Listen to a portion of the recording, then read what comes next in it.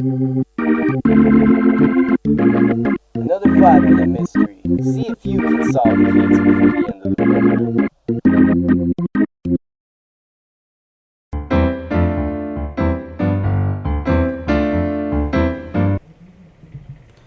Well, Alice, one more block and you'll behold the Brooks household.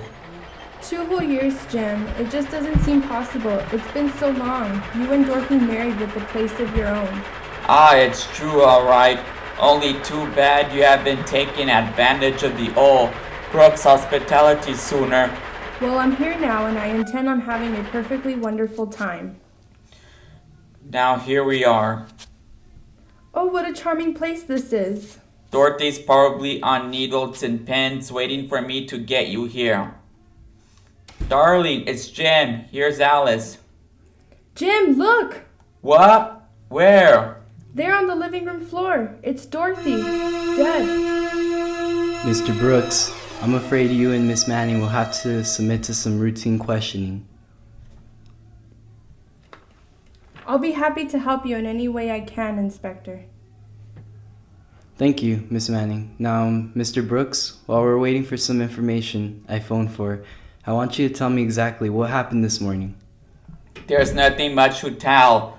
Both my wife and I were quite excited, expecting Alice, that is, Miss Manning, here to visit us from Chicago. I was to wait until she called me at the office. And you were there all morning? Yes, until Miss Manning's train arrived and we came out here. I had written Miss Brooks to tell her that I would call Jim at the office as soon as I arrived. The train was an hour late.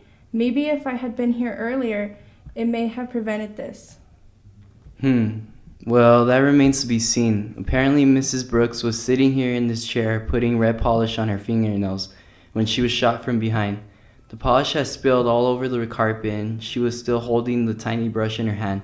She must have recognized her attacker, and since she did not die instantly, she printed the attacker's initials here on the floor with the polish, D.O.C. D.O.C.? I wish we could tell whose initials she was trying to reveal.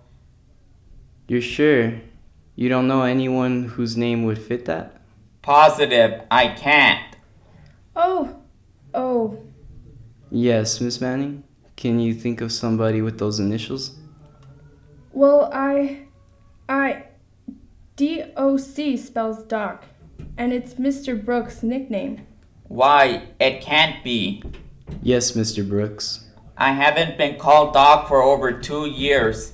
It was the nickname I picked up in school. My wife didn't like the name and never used it. No one in New York ever knows me by Doc.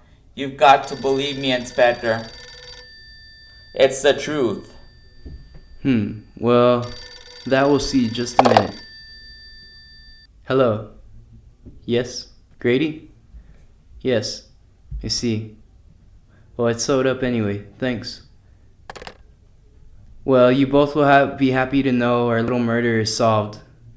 Oh, then it wasn't Doc after all? No, Miss Manning, it wasn't Doc. I'm arresting you, Miss Manning, for the murder of Dorothy Brooks.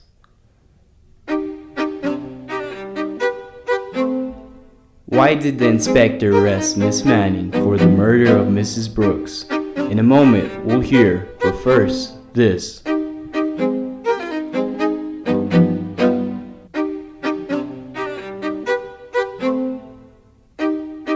And now back to our story. How dare you arrest me? I was still on the train.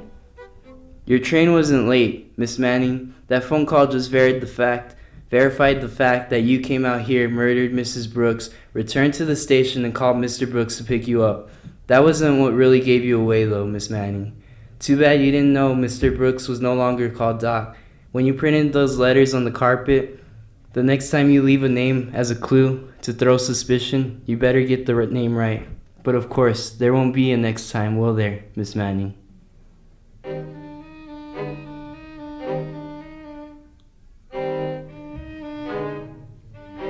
Join us again next time for another chance to solve a 5-minute mystery.